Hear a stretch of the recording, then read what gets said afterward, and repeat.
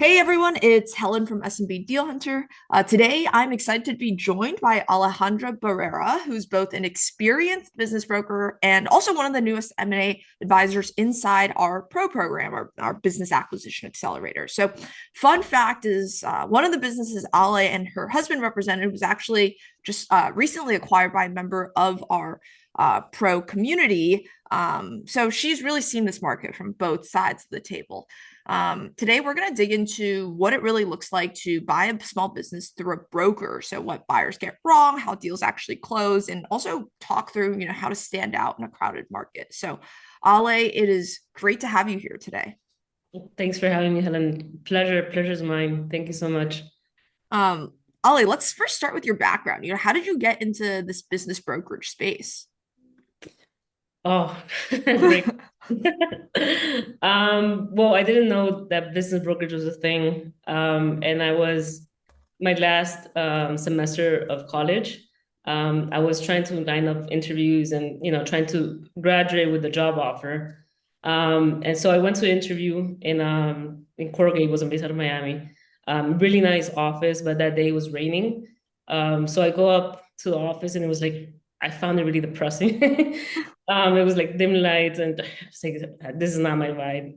I actually got offered the job, but I just and in that moment I was like, oh my God, this might not be my fit. When I'm coming down, I see my friend's dad. I mean, and I had only seen him in pictures. Like he had shown me, hey, listen, this is my dad. So I go up to, well, I don't go. We're in the same elevator, and I introduce myself. I'm like, hey, listen, my name's Ale. I'm friends with your son. And he was like, oh, nice, lovely to meet you. What are you doing here? I'm like, oh, I just came from an interview. Didn't really like it. And he was like, oh, well, do you want to come and see my office? So I went to his office, and I came out with a job. That makes sense. He explained to me what a business broker does. And being in Miami, it has like a very niche market, where most of his clients were foreign nationals trying to buy a business for an investor visa. And I thought that was just phenomenal. Like, wow, this is amazing. Like, I can help people, move to the States, legally, especially, I had a lot of friends from Venezuela. So, he was like, one of our, top clients are people from Venezuela trying to move to the States. And I thought I was like, okay, I'm helping people. I'm bringing foreign direct investment to the States, and I am helping employments be created, and I can make money while doing that. So obviously, it was kind of a risk. I when I graduated, I was able to graduate with 3 job offers, but I remember I was like, if at any point I'm gonna do this, I'm gonna do this now. Because like, once you're in a job, it's a little bit more difficult to kind of step away from that. So I started with him, and I got in Florida. You need to have a real estate license to be a business broker. So I got that in 1 month. I remember I graduated in December, got the real estate license in January, and by April I had sold my first business. It was an auto repair shop. Um, Wow. and it was, they usually tell business brokers to give themselves a year to sell a business. But because I was in Miami, I think it was just such a unique market that, that business, I sold it to somebody coming from Venezuela that had also had an auto repair shop in their home country. So they were in love with the business. They're like, this is amazing. I can't believe, we were able to find such a good fit. And, it was a profitable business where he could live in Miami, and, he didn't have anything. He didn't have like a backup plan. So I just fell in love with this whole process, this whole like career, if that makes sense. And I was able to learn about so many businesses, not be an expert on any of them, but learn so many about different industries and such. And that's how I got into it. That's a super interesting story. I mean, not to get sidetracked a little, but is it's still sort of an opportunity now for foreign nationals, Yeah, trying to buy a business. yeah. I don't work as much with foreign nationals anymore. During COVID, airports were closed, so I went back and did an MBA. Got recruited for Deloitte's M&A practice. I was there for 2 years, and then throughout those 2 years, I learned about SBA financing, because I truly I did not know what that was prior.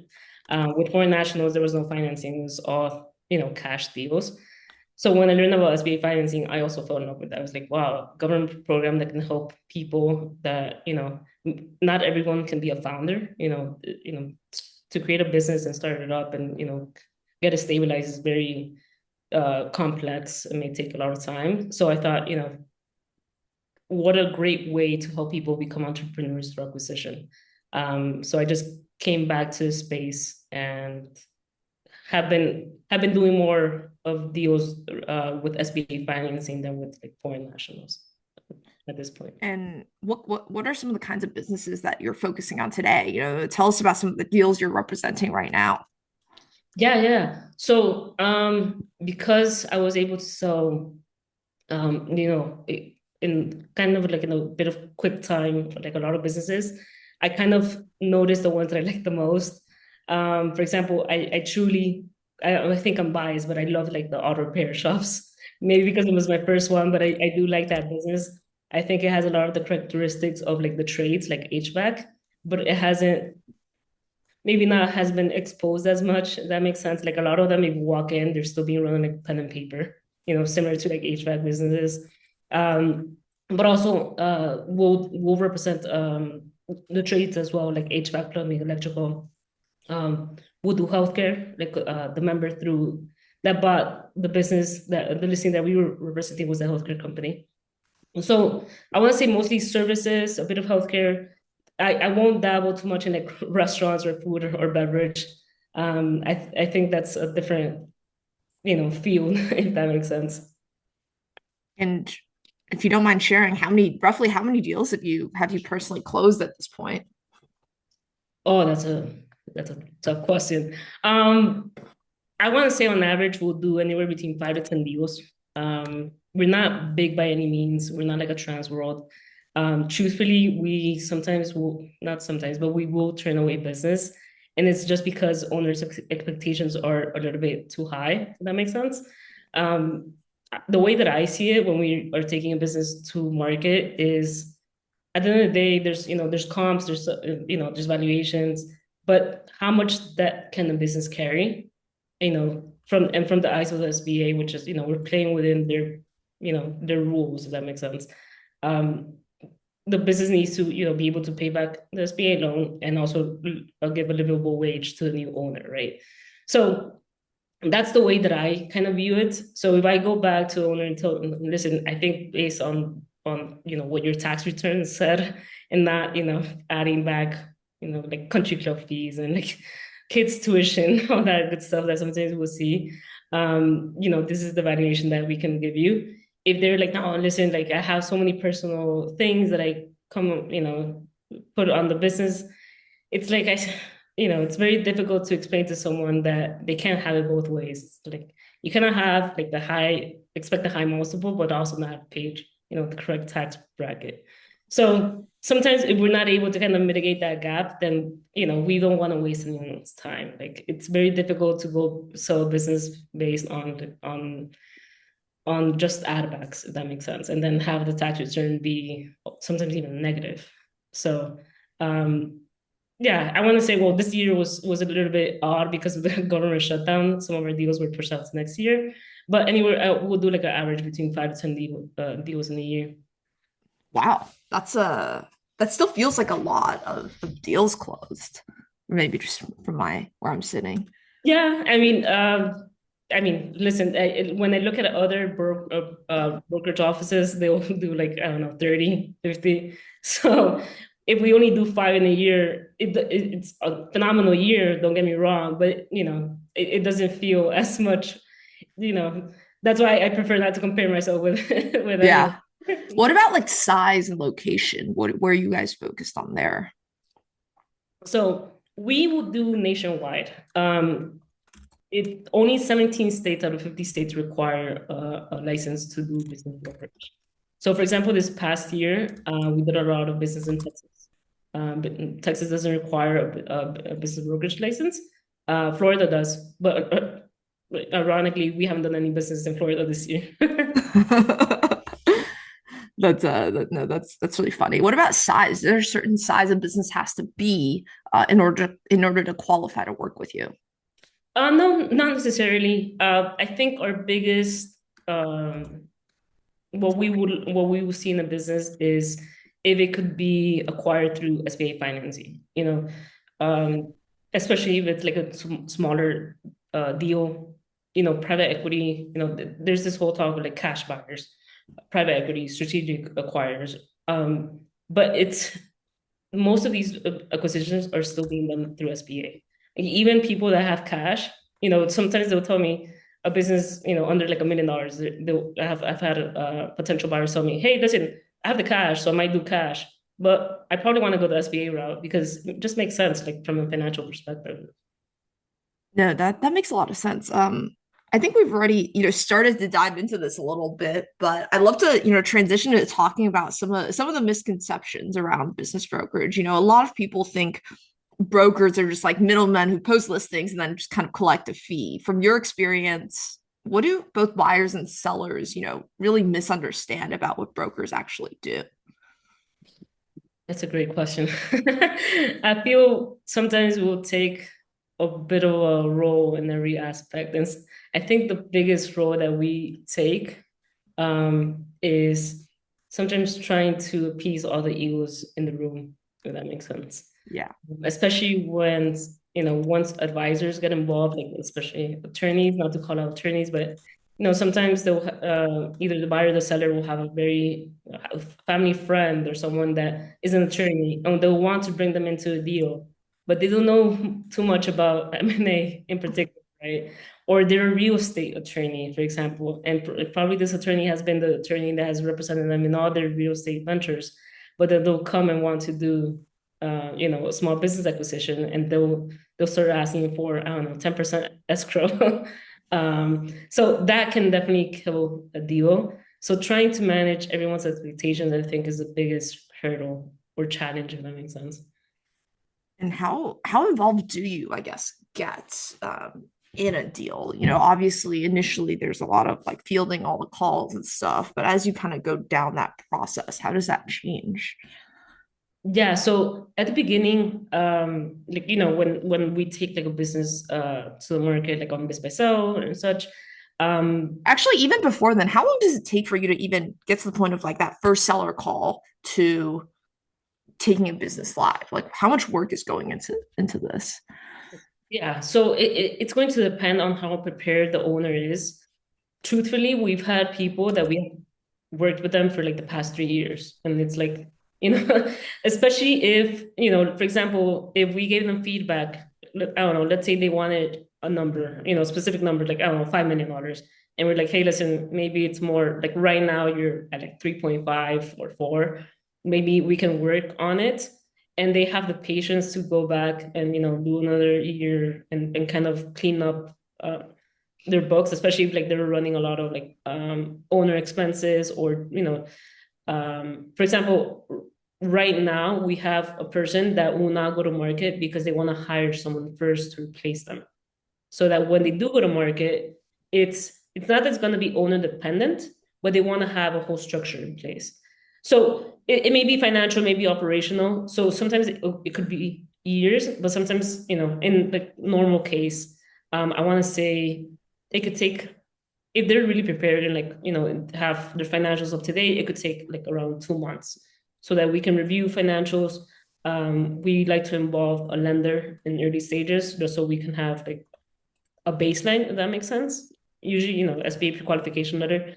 It's not that it doesn't mean much, but I think it allows to give you a baseline, because obviously the lender is going to view the whole picture once you have it, like the business and the buyer. But I think having a baseline really does help. So if we go back and tell the owner, hey, listen, we're good to go at like $3 million. Are you okay with that? If they say yes, perfect. Then it takes a bit of, creating the sim sometimes takes a little bit, just because we want to also learn about the operation side, like employees, how many employees, tenure, compensation structure, if available. So that if the owner is kind of like ready to go, that can take, I want to say, a good 2 months. It's a really I feel like that's a, 2 months even is pretty long time, and also up to years. I mean, it's really the long game for you. That's so interesting. I'm curious from your perspective, why do so many people end up having bad experiences with brokers? What's your sort of perspective there? Well, I may be a bad broker too. I'm not gonna put myself out of the team. I've only heard good things. Thank you. But I mean, listen, truly, it's if a broker puts a listing on on the market, and if it's the industry that's like really popular, like I don't know, HVAC, for example, I am sure that, and the numbers also kind of look good, then they're going to be bombarded with inquiries. And sometimes Bill says this, you kind of have to fly the plane while you build it type. I think that's something that he says. Sometimes on certain listings, that's how we have to go by it. Like if you get an influx of inquiries and you weren't expecting it, then sometimes we'll go like and change our process a little bit. It's like, hey, listen, we can't, we, most owners will still be working on their business, right? Like full time. So it's not like they can dedicate this whole stop working and dedicate this whole process to just sell their business. So we have to decide or try to see what are the best buyers to present to the owner, and usually the ones that are most prepared, the ones that request. I'm sorry, the ones that sent over everything that we requested. And it's not anything outrageous. I feel usually obviously NDA will request like a buyer profile, like for us, like even a LinkedIn page is good. We just want to know who you are, who's on the other side of the screen. And then the proof of funds. And proof of funds, we don't ask for anything crazy. Like we won't indicate what we want as proof of funds, just to see, that we know that people, but some people might have different things. So but that whole process may take a little bit, because sometimes buyers will only send the NDA. It's like, hey, listen, like we have an influx of of buyers interested. We need all of your information so that we can send you the SIM, because we don't want to waste the owner's time. So, for example, I won't answer my phone. I will answer my phone if we're already on the contract and and we kind of already have established relationship. But if you're calling me about a business and you haven't signed an NDA, that's wasting both our times. If that makes sense. If I had to answer all the calls, I wouldn't be able to work, if that makes sense. So yes, I truly understand why brokers get a bad rep. I probably am one of those brokers that also get a bad rep, but it's sometimes because we just have to manage so many things at the same time. No, I think it's helpful to get, from where you sit, get that perspective of like, look, if everyone was just calling you to get information on a listing all day, you would never actually get a deal done. With all that said, I'm curious, is it a seller's market right now or a buyer's market from where you sit? I think a little bit of both. Obviously, I think sometimes it feels like it's a seller's market, um, but it's going to depend on the business. Some businesses you have to get very creative, especially because let's say if the owners, um, you know, I don't want to say they were messy with their financials, but maybe they want a specific number and they want to market with that specific number. But once you get some lender feedback, they're at a lower number. Then you have to get a little bit creative, right? And then if they get stuck on that number, either at some point there's a market correction or a buyer that is they already accept a creative structure, if that makes sense. So it's going to depend on the business, truly. Sometimes the financials are not even messy. It's, I don't know, high customer concentration, for example. I personally have a listing that has, it's in the very popular industry, HVAC, but it has really high customer concentration. We understood it from the get go. It's a Fortune 500 company, the client, which is that's why they made it kind of their priority. But even it being a Fortune 500, it's very difficult to get someone maybe without experience to buy something that has high customer concentration. So it's I think it goes both ways. It can in certain cases it can definitely be a seller's market, but in other cases it can be a buyer's market. It's interesting because I think like if every deal was perfect, it would probably be a seller's market. But as we know, most small businesses are not perfect, or very rarely they are they. So no, that makes a lot of sense. Let's talk a little bit about sort of like deal quality, failure rates. What percent of listings from your, I guess, where you sit realistically sell? I think the official statistic, but don't quote me, is one out of every four deals that goes to market will actually sell. So there's a lot of deals out there that will not sell. Um, That's super interesting. I guess I'm curious, how often do you see deals fall apart late in the process, and what are sort of the main reasons that you see them fall apart? um, well, the thing is that we personally, like the deals that we represent, will try to do a lot of homework on them, like making sure that we covered all the bases so that we prevent this from happening, deals falling apart. But I'll tell you, like we just had a deal almost fall apart because we were about to close, and the owners had forgotten that they had this contract in place, agreement in place. They bought the business, I think it was like 1990s or 1980s, like a very long time ago. And there was when they bought the business and property, they also had to do this. So essentially, the agreement is that they have to send out to a third party a notice that they're going to sell the property, and this third party has first right refusal, and they have to give this third party 60 days to respond. They did this when they bought the business years ago, and they had completely forgotten about this agreement. Completely, like their attorney forgotten, they had forgotten. There was no way that we would have known this, and then it comes up. It was like we were like a week away from closing, and it comes out. So now we are literally waiting for 60 days to pass by so that we can close. Because the worst part about it is that they said, hey, listen, these people usually don't respond to us, so we're just gonna have to wait 60 days. So sometimes things just come up. We had a recent one where the buyer just walked away. We think it was a bit of a stage fright, and that is completely okay. Like, I would hate for someone to be in a deal where they did not feel comfortable. If that makes sense. So the bank was ready to close. The owner obviously was ready to close, but I think they just couldn't wrap their head around it, especially putting a PG and such. That carries a lot of weight. So they walked away. So now we had to, go back to market. So what can kill a deal? A lot of things. Sometimes it's attorneys, to be honest. When you're drafting up that purchase agreement, I had a case where it was going to be the bank had requested for the purchase to be a stock purchase agreement. The seller's attorney couldn't get their money wrapped around it. They were like, why? There's gonna be more taxes for them. I'm like, why are you asking this? Like, you are representing, the party that I guess is getting a more favorable agreement per se, and the attorney just was getting so involved, so like getting in the way, if that makes sense. So all that to say is that so many things can make a deal fall apart, that what we try to do as brokers is just be very attentive throughout the whole process to see if we can avoid that.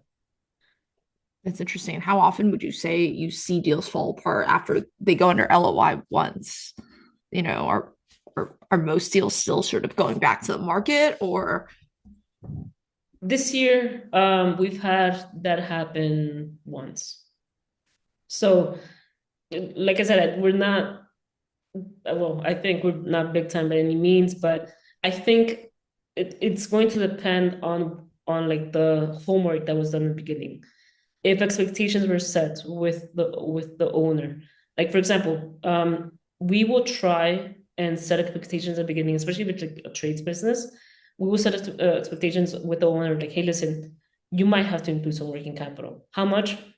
That we may not need to factor that in or understand that later, a little bit later in the process, but just get your mind around that you might have to leave some working capital.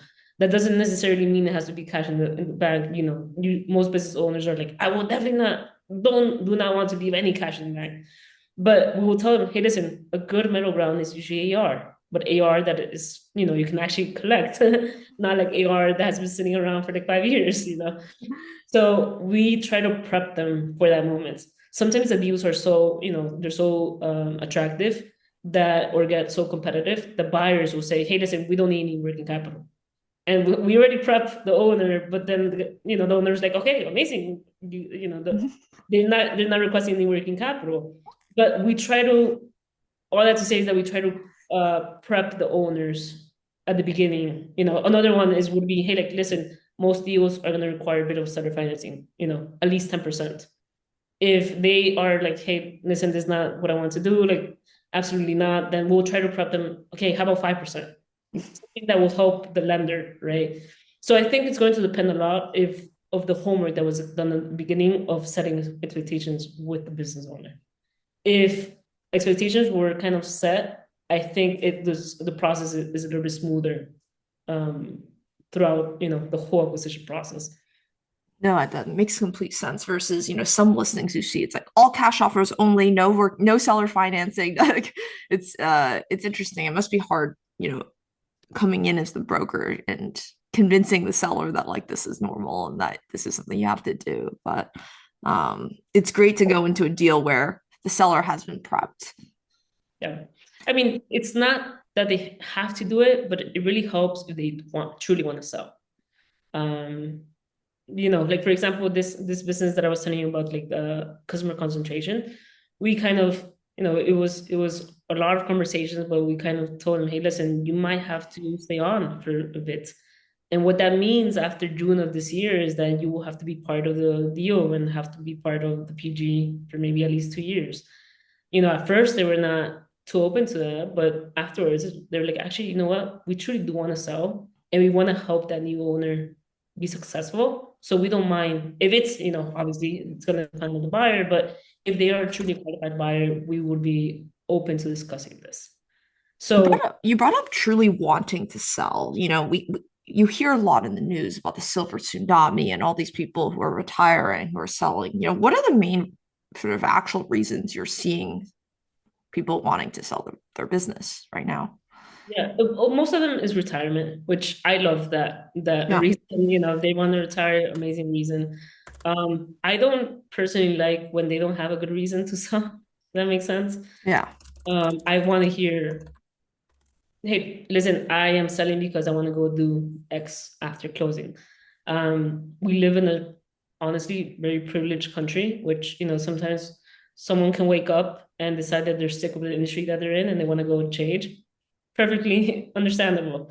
But I just want to understand, hey, that's the reason. Please say it out loud. And like, I want to know what they're going to do afterwards. I'm from Miami, which is Miami's like fraud city. Florida is fraud state. So, I've seen things. So I just want to make sure that, they don't want to go and replicate the model, the business model, post close. If that makes sense. No, that does. And I'm curious from your perspective of the deals you see, what percentage do you think should never be bought? That's a great question. Probably like half of them, or more. Um, No, well, in that makes sense. That's what I would have said, or more. in Florida, pre-COVID, at any point in time, there used to be like about 4,000 businesses available for sale. After COVID, that has reduced to about 2,000 to 2,500 listings available. And even then, like inventory, has reduced, but even then, like a lot of listings out there is, when they go to market, when the business starts trending down. And that is probably the worst time when you can go to market. You need to, if you want to retire, you should probably go to market when business is trending up. So yeah, so like even, using Florida as an example, probably half of those listings are not ideal. Or What happened during COVID that caused this decline in inventory? I'm not truly sure. I think it helped, the business, I'm sorry, the government, gave out, helped the economy and such. So a lot of businesses went and got like lines of credit or loans and such. So I do know that a lot of businesses or business owners do not want to go to the market because they will still have like certain loans that they have to pay back. I think that may be one of the biggest reasons why. Or if they do go to market, they need to use some of the funds from the closing to be able to pay back those loans. So I think that could be one of the main reasons. Another one could be that more sellers just came into the market, which is odd. You know, you would think more sellers, more inventory, but you know, I think it's just taking a little bit longer for those business owners to go to market, if that makes sense. Yeah. More, a lot of business owners want to make sure that their team is going to be in safe hands as well. So they will prepare the company, you know, as a whole to be able to go to market. Yeah, that makes sense.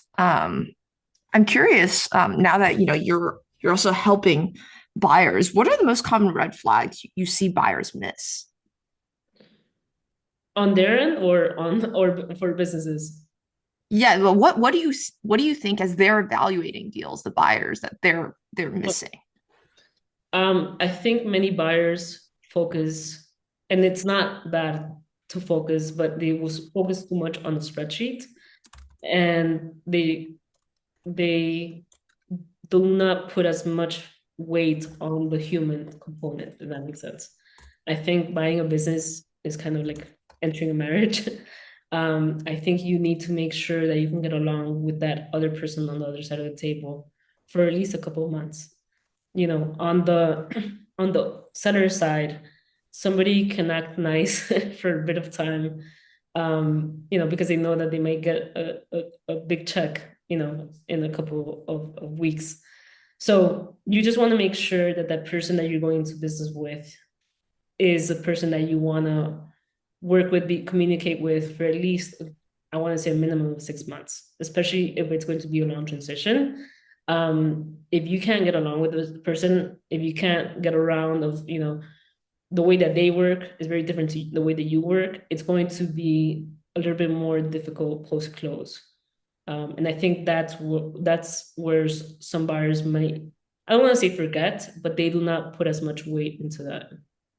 No, that's great advice. I'm curious. You see a lot of listings, obviously. What do you think are the biggest sort of half truths? I don't want to say lies, the biggest half truths buyers hear in these listings or see in these listings that are maybe a little bit misrepresented. Um, I want to say that when brokers mention that they have like cash buyers, I think I can count on like my on my hand how many cash buyers I've had. Listen, each industry is different. You know, like HVAC, for example, they're paying their own stadium. If that makes sense. Like HVAC is completely different ball game. But you know, brokers that will say, "Hey, listen, we're only waiting for cash buyers." In my head, is like they're gonna be waiting for a long time. Like even if they are able to get a cash buyer, you know, cash buyers tend to have a little bit more leverage, so it's a little bit easier for them to walk away from the deal. I think that somebody, you know, that is doing the acquisition through SBA financing, um, it's not that they're more engaged, but they have third parties that they have to, you know, involve. If that makes sense. And what about with financials? How often are financials overstated? And where are you seeing, them being like, and maybe what ways are you seeing them um being inaccurate? With the SDE and then with like just the EBITDA.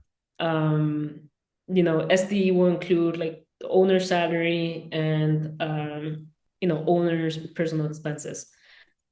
The This has been my personal experience, but the personal expenses from the an SBA lender will I guess accept. It has usually been like pension and retirement savings. I haven't seen a lender go out of their way to accept, like let's say I think it was last week that I saw a sim. They were including back the owner's country club fees. And I thought that was hilarious. Like, you know, and it was, you know, quite a high fee, but I don't think a lender's gonna accept that, you know. So when they over include personal expenses, I think that's where a mismatch with the valuation can happen. It's interesting. let's talk a little bit more about like how you guys actually um price and educate sellers. I'm curious, how do brokers or how do you specifically price a business in practice, when you first start talking to a seller? You mentioned previously a little bit about the bank, but what is the process for you when you're first interacting with a seller to get them sort of like a valuation? Yeah, we will first we'll ask for the last 3 years. We won't move forward if they can only provide like 1 year. We just want to see the whole picture. Even if, the past, like 2000, well, it'll be 2022, probably wasn't, there was a lot of businesses that were truly affected by COVID, right? So in 2022, they were probably still coming out of that. So sometimes business owners do not want to show that, but I think it's good to get the whole picture. So from there, once we're able to view the whole picture, we'll ask them, hey, listen, can you tell us a little bit about your add backs? Are we missing anything? We'll usually go based off the tax return. Um, but then we will also, like, for example, sometimes it's two owners, right? And both owners are working, right? So we will need to account for two replacements, not just one. So we will also account for that when we're trying to do a valuation. Um, from there, we'll get like a number. We'll try to pull some comps as well, but we will also engage lenders just so that we also know how they're viewing it, especially if it's a business that requires a license, for example. Like we have one that it's an electrical contractor. The owner obviously is a master electrician, but the team also had two certified master electricians. So we went to the lender and asked them, hey, listen, what would you require from that new buyer? Would you need the owner to stay on? Because it's especially with somebody that may not have the license. And they came back and said, no, we will be okay with just not having the seller put a PG, but we will need the two employees, our master electricians, to sign employment agreements. So having all of that information really helps us to go back and, once we go to market, have all of that information. That makes sense. And obviously we involve the lender asking, hey, listen, based off, what you're seeing on the tax returns, how much of that do you think the business can carry? And from there, we will, gather all of the information and try to come up with like the correct price, if that makes sense. And how do you get sellers aligned on that pricing? I'm sure you see a lot of sellers or you speak to a lot of sellers who think their business is worth more than maybe what the market would value their business. So how do you kind of bridge that gap? Well, we've had business owners that have worked with other brokers and they overpromised, especially in price. And it was like they didn't do much for them. They just put the business on the market and they just kind of waited and nothing ever happened, right? So that is where we come back to, does the owner truly want to sell? If they do want to sell, they want to retire, they need, probably the funds for their retirement, then hey, listen, you already wasted a year trying to sell at a higher price. Let's try it, at a more correct valuation. Sometimes the owners are just adamant and are like, listen, I have a friend that sold at 5 or 6x. That's probably not true. Probably the friend is lying. Or, sometimes they'll go on YouTube and some YouTuber saying you could sell your business for 10x. And then the same YouTuber is also telling people that they could buy a business with zero down, which doesn't make sense, right? So if we cannot make them kind of come to a realization of what the market truly requires, then that is when we will walk away and just tell them, hey, listen, we are ready to work with you, but we will need to, you will need to come down a little bit. I did that mistake in my career. I had two businesses that, they were the true valuation of both businesses, and it was the same year. Both businesses were around like $3 million. Both owners were like, go to market for 5 million. Let's see what happens. Nothing ever happened. And it was, for one of them, it was a little bit, unfortunate because the owner was on the older side. And because we had gone to market, he had almost had a given that he was going to sell. So he didn't put as much gas into the company. So revenue started trending down. And then the next year, when I go and ask for updated financials, it was like night and day from previous year. So the previous year, he probably sold for $3 million. This new year, not even $1 million, because it was like so like vast difference. Because in his mind, he was almost retired. So I think that is like one of the worst scenarios where you go to market too high, and then you kind of let the business don't go because you think that you're going to sell, and then it doesn't sell because the expectation was just too high, that it kind of scares buyers away. That's super interesting. I'm curious at any specific industries you think are overpriced right are consistently overpriced right now. um I don't think industry, obviously HVAC is, even the smaller deals will tend to have a higher multiple. But I think what is happening is I don't want to say smaller deals, but deals between like 1 million and like, I want to say like 3 million. Um, we have kind of seen a shift where the multiple expectations have increased. And I think it's just because a lot of buyers are in that space or in that range.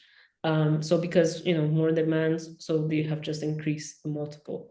So it's aside from HVAC, probably not a specific industry, but more so deal size. What about maybe deals that are you feel like are misunderstood or underpriced? Any sort of industries that you're seeing?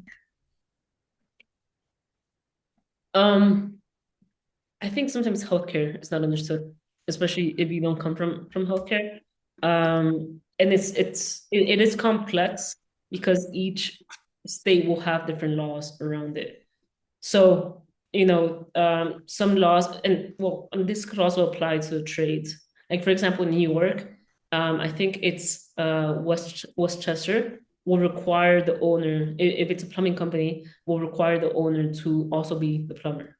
But other counties do not require that in New York.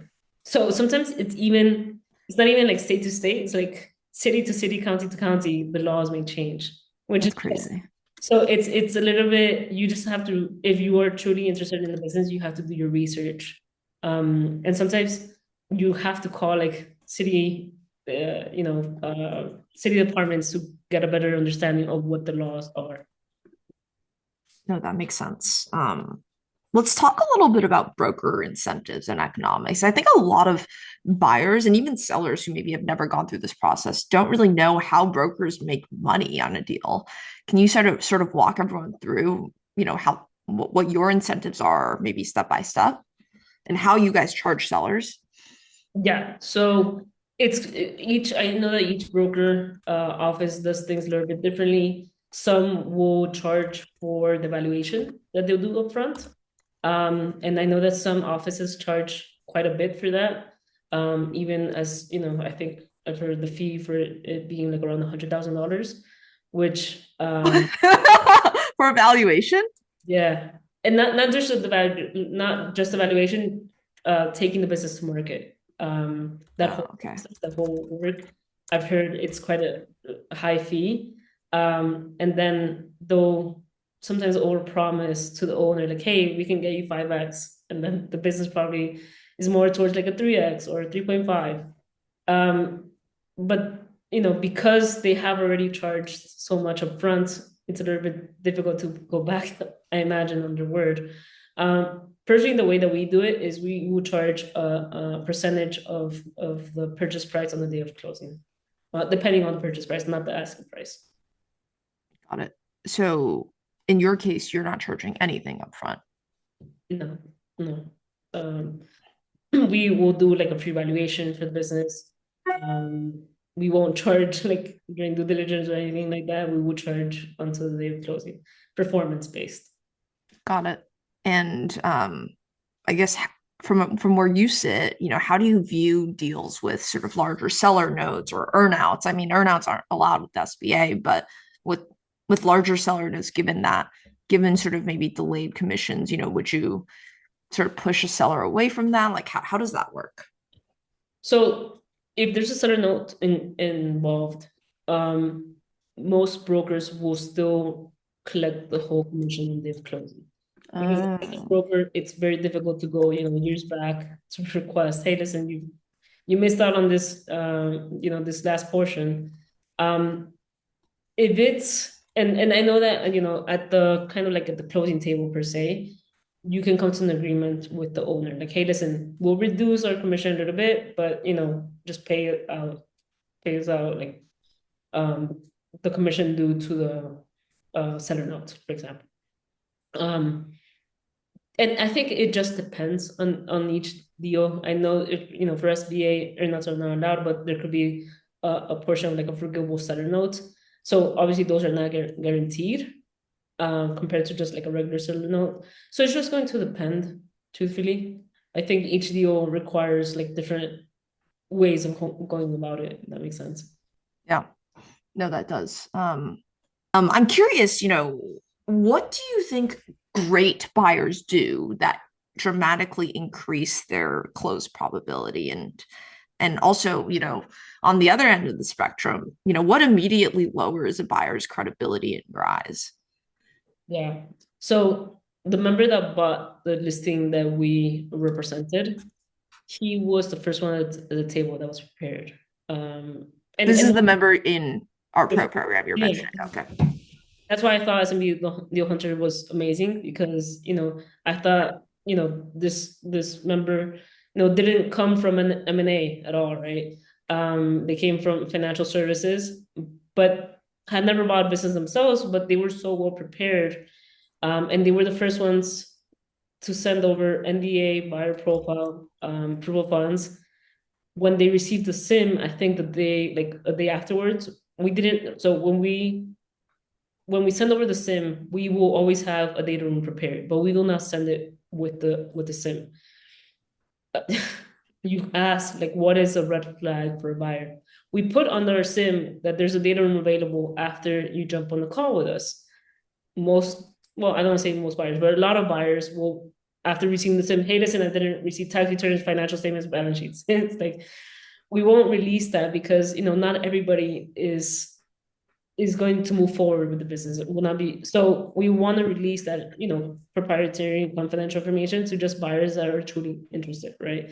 So, but if they would have read through the whole SIM, they would have said they would have known that, hey, listen, you just needed to jump on the call with us so that we can release that those financial statements. So I think we released the SIM to him, we jumped the call, released the room, and then a day after he had a term sheet from Huntington. And it was very quick. And I think he was able to get a term sheet so quick because we didn't add much in regards to add backs. And I remember that we added back the owner's salary, but we knew that the owner was doing a lot, like they took on a lot of roles. So we also accounted, I think it was for at least 2 replacements, if not 3, in our valuation. So I think that really helped to have this member be able to come to the table prepared, like with everything, with the term sheet and the LOI, obviously. But they were the first ones.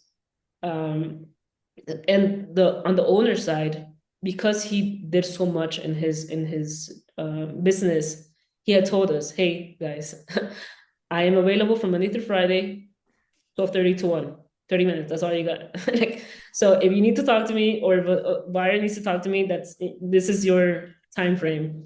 So we knew that we couldn't go and present 10 buyers to his owner. We could, maybe reduce it to 3 at most. And when we presented this member, the owner said, we are going to stick with this buyer until it kind of ends. If that makes sense. Like if at some point, then we'll look at the second buyer. Because I remember we had, at that point we had like 3. We actually had more than 3 buyers. We had received like a couple of LOIs, IOIs, and such. But the owner basically said, we're going to stick with them because they were the first ones, and then afterwards we'll talk to the other ones. So the owner didn't really want to go and engage with other buyers because they didn't have the time to do so. That's really interesting insight because a lot of buyers will sit on something for weeks, and then that's a super common mistake I think buyers make, where then they go back 2 weeks later, they go into like analysis paralysis on the deal. 2 weeks later they go to the broker and they say they're interested, and they're like, well, it's already off the market. Yeah. That does happen. We try to be as transparent as possible, and I think sometimes it comes across as like these guys are full of BS. Like we'll put like, hey, listen, in full transparency, we have got an abundance of interest on this listing. If you want to move forward, like please, present an IOI. After your IOI, indication of interest, after your IOI, we'll have the owner, the seller review them, and we will let you know what next steps for, possible intro call.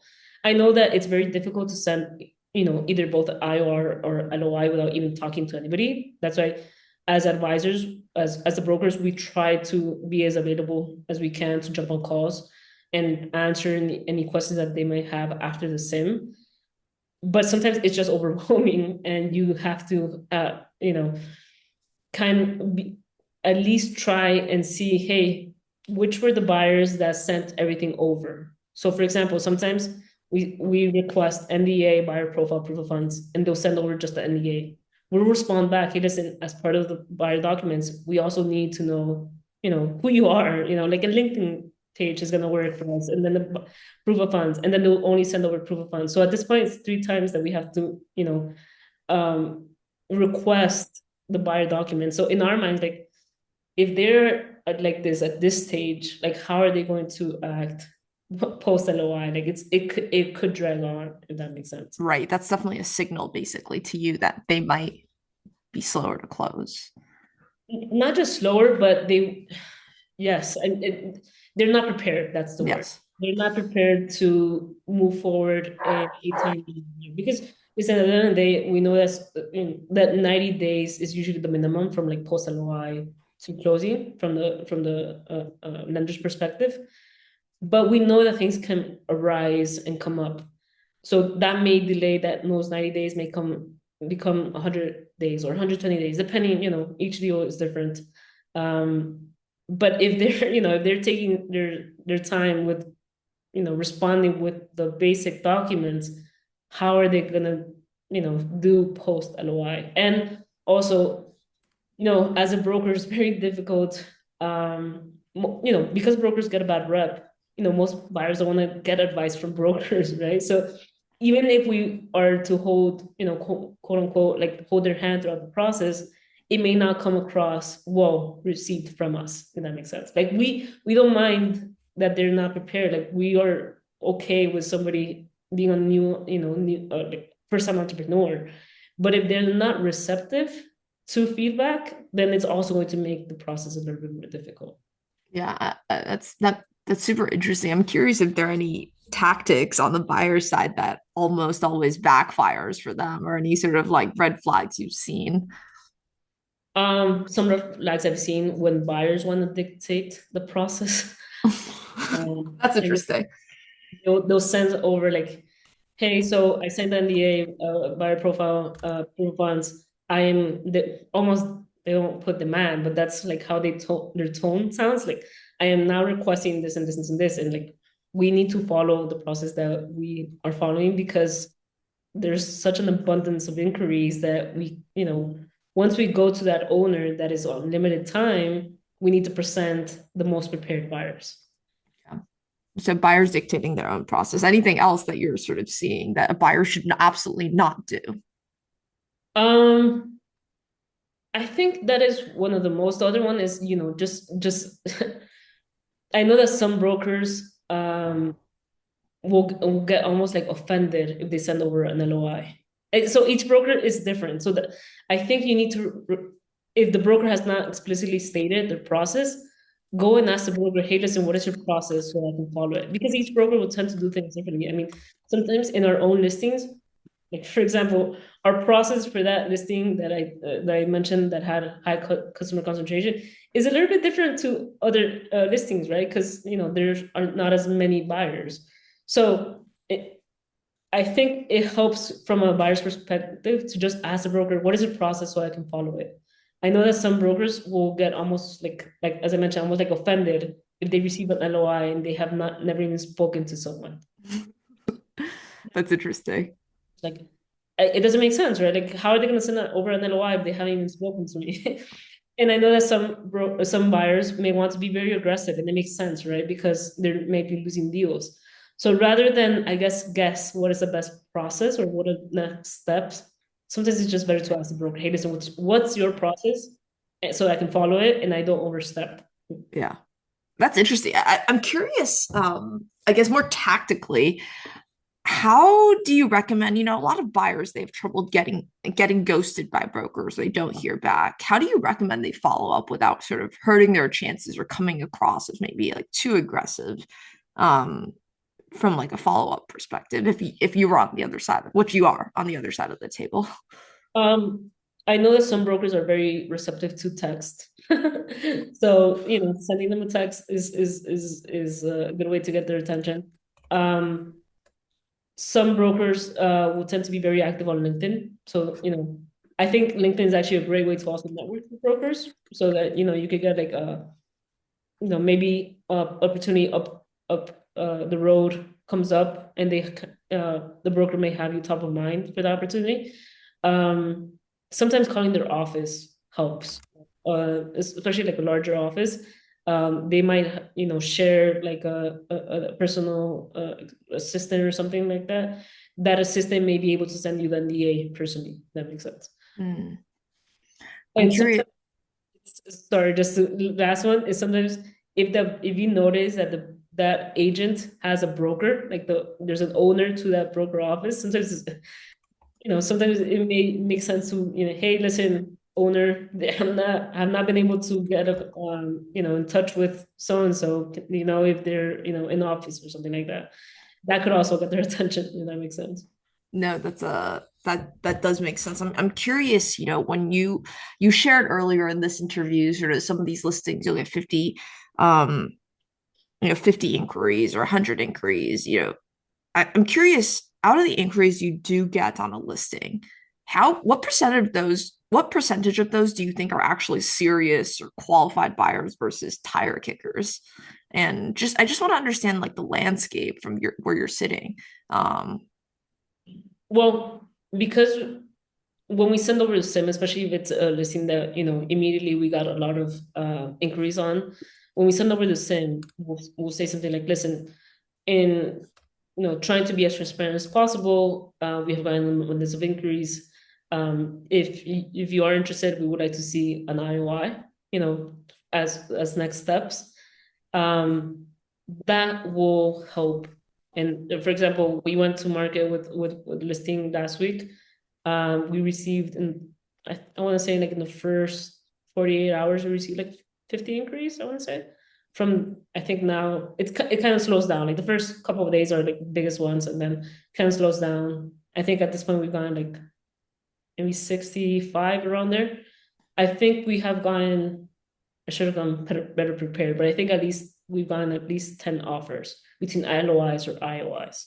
oh wow, that's So interesting to see that funnel.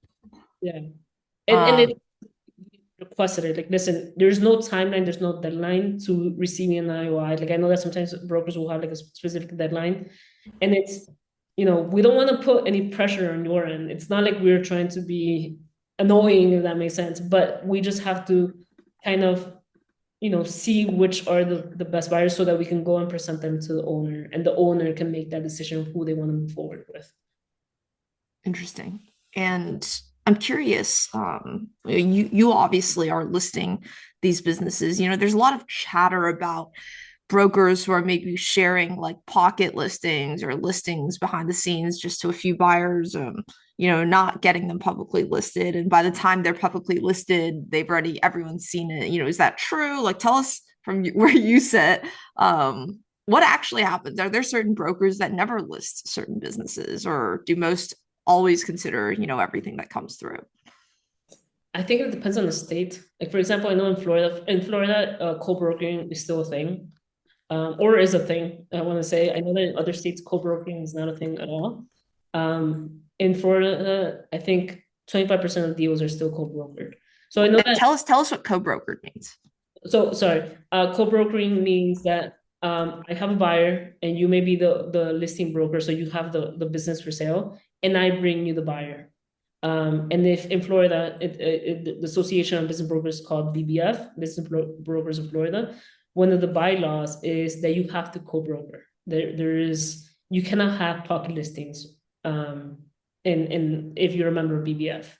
So I think in Florida, you may, I know that some agents do not want to engage buyers, so they just post it and wait for another broker to bring them that buyer, because they personally do not want to engage with buyers, right? They So only they're basically engaging with other brokers and saying, "Hey, other brokers, I have this listing. You go find the buyers and vet them and bring them to me, and you're going to deal with them. I'm only dealing with you."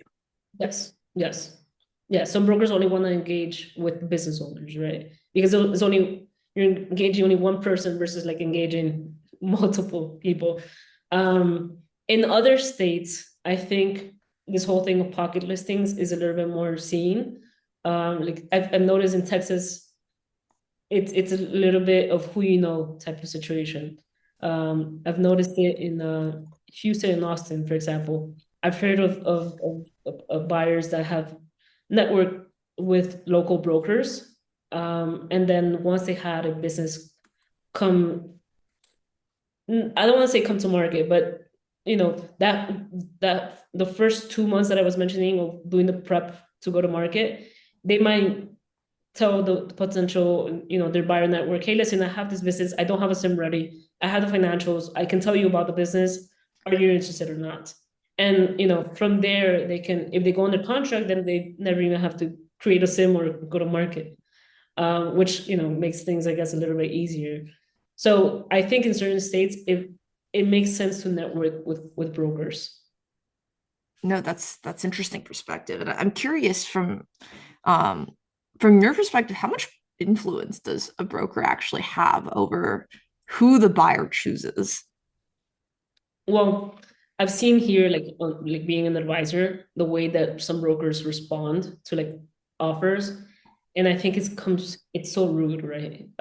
Like sometimes I'll see like your offer is not accepted. I am not even gonna show it to the owner type, right? And I think that's so rude. Like at least in Florida, it's a law that if you receive an offer, you have to go and set and show it to the owner. Um, Only if when you put that listing, you sign that listing agreement, if the owner explicitly says, "Hey, listen, under X amount, you don't need to show me those offers," then that is. So all that to say is that it some brokers can just be very. I understand why they get a bad rep. If that makes sense. It's sometimes very difficult to engage with brokers that may have take that stance, if that makes sense. Yeah, it's interesting. And how do you think about individual buyers versus private equity buyers, or how do brokers sort of think about those two different types of buyers or strategics? So we've had buyers, I'm sorry, not buyers, sorry. We've had business owners that do not want to go to market because they do not want to engage private equity. So essentially, private equity, and they're like deathly afraid of selling to private equity. And I think, at some point, all the parties in this process get a bad rep. And essentially on their end, it's an HVAC company. They have like a ton of maintenance contracts. So it's more like service, right? Something that private equity looks for.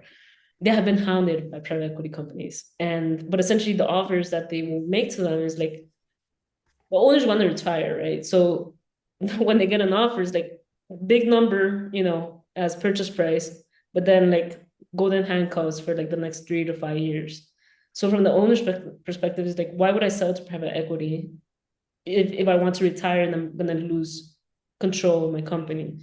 So, I think each and the other one is like that they mentioned is like I'm very scared to sell to private equity, and they have them lay off a part of my team on day one. So I think that is something that a lot of buyers forget, that it's not that for an owner it's so important to maintain their legacy. It's more so they want to maintain the team, the culture, the family that they were able to create, if that makes sense. And they care for that. They want to pick a buyer that can help grow that, if that makes sense. Yeah, and I think it's interesting because a lot of buyers forget. They're like, how could I ever compete against private equity? They forget that a lot of owners don't want to sell to private equity. And I think that's a common sort of misconception. I want to be sensitive of time, so I know I've peppered you with questions, Ale, today. Any sort of final words of wisdom for the buyers or the sellers out there maybe listening to this? Yeah. I think one of the best things that you can do is just be respectful at all times. It can get really, really frustrating at some point, at some points during this acquisition process. But being respectful up to a certain point, being kind, being understanding of the other parties can really go a long way. And at the end of the day, people will do business with people that they quote unquote like, right? That they enjoy speaking to. If you come across, and I know that some brokers come across like very rude, very, condescending. Personally, if I was a buyer, that would be a deal breaker for me. Like that is not somebody that I want to engage with for the next 3 to 6 months, if that makes sense. So I think that is something that can apply to everyone engage in the acquisition process. I know that sometimes it can get heated, it can get frustrating, deal fatigue, where things are just not coming about. But being respectful goes such a long way, to be honest. And as a buyer, if you come in demanding certain things, it's just going to be put you on the downside, not the upside, if that makes sense. Yeah, no, Ollie, that's a great advice. And once again, thank you so much for joining me today and sharing your words of wisdom and answering all my questions. I think, a lot of people will find this really, really helpful. So thank you again. Thank you so much, Helen. Loved being here. Happy to answer any questions following this.